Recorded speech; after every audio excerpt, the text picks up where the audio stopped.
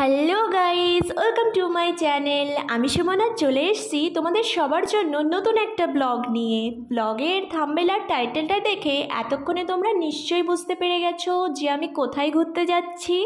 আর হ্যাঁ, অনেক দিন পরে বাড়ির সবাই মিলে আমরা ঘুরতে বেরিয়েছি। তো আমি তো ভীষণ হ্যাপি, বাড়ির সবাই ভীষণ হ্যাপি, আর আমরা অনেক এনজয় করেছি। তো ফার্স্ট থেকে লাস্ট অবধি সবটাই দেখাবো, তোমরা সাথে থাকো আর দেখতে থাকো। তো প্রথমে চলে গিয়েছিলাম ব্রেকফাস্ট করতে, কারণ আমরা অনেক ভোরে বেরিয়েছি, সবার প্রচণ্ড খিদে পেয়ে গেছিলো। তো ব্রেকফাস্টে কী ছিল তোমরা তো দেখতেই পেলে, ছোলে ভাটুরে নিয়ে নিয়েছিলাম আর সাথে ছিল এই মিষ্টিটা। এই মিষ্টিটা খেতে কিন্তু দারুণ ছিল, ওই জন্য আমি এরপরে আরও 2 পিস নিয়ে নিয়েছিলাম। তো খাওয়া দাওয়া কমপ্লিট করার পরে উঠে পড়েছিলাম গাড়িতে উঠে মায়ের সাথে একটু ভিডিও করছিলাম, রাস্তার ভিউ দেখছিলাম, গল্প করতে করতে টাইম পাস হয়ে গেছিলো। তো আমরা আস্তে আস্তেই ভেবে নিয়েছিলাম যে আমরা প্রথমে ঋষিকেশে যাব, তারপরে হরিদ্বারে যাব। তো ঋষিকেশে আমরা চলে এসেছি, তোমরা দেখো কত সুন্দর ভিউ, কত সুন্দর লাগছে। তো তারপরে এখানে তো বেশ অনেক সুন্দর সুন্দর ছবি ভিডিও করে নিয়েছিলাম, আর জল তো ভীষণই ঠান্ডা ছিল এখানকার।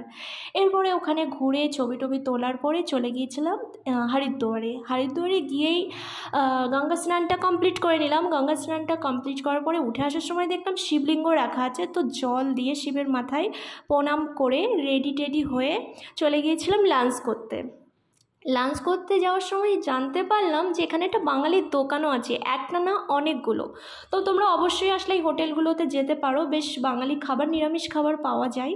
তো খাবারগুলো বেশ ভালোই ছিল, ভাত ছিল, ডাল ছিল, আলু ভাজি ছিল, শুক্তো ছিল, আর ফুলকপি তরকারি ছিল, চাটনি পাঁপড় ছিল। তো ওই বাকি দুটো আর তোলা হয়নি আমার। তারপরে খাওয়া দাওয়া কমপ্লিট করার পরে চলে গিয়েছিলাম মার্কেটটা ঘুরতে। প্রথমেই চলে গেছি ব্যাগের দোকানে, দেখো কত সুন্দর সুন্দর কিউট ব্যাগ। এই ব্যাগটা আমি নিয়ে নিয়েছিলাম আর এই ব্যাগটা দিদি নিয়ে নিয়েছিল। তো ব্যাগগুলো বেশ দারুণ ছিল, আমার তো বেশ পছন্দ হয়েছে। আর এই ব্যাগটা মা নিয়ে নিয়েছিল। আর এটা হচ্ছে হরিদ্বারের প্রসাদ, এর থেকে একটা প্রসাদ আমরা নিয়ে নিয়েছিলাম। বেশ অনেক কিছু কেনা হয়েছিল, সবটার ভিডিও করা হয়নি। এই ব্ল্যাঙ্কেটটাও নিয়ে নিয়েছিলাম।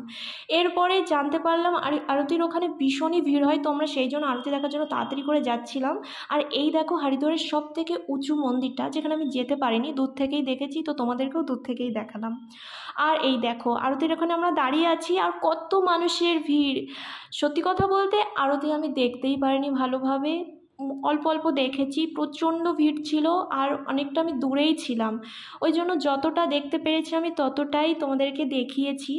তো তারপরে আরতি দেখার পরে আমি চলে এসেছিলাম। তো আজকের ভিডিওটা এই পর্যন্তই। ভালো লাগলে লাইক, কমেন্ট, শেয়ার, সাবস্ক্রাইব করতে ভুলো না কিন্তু। বাই।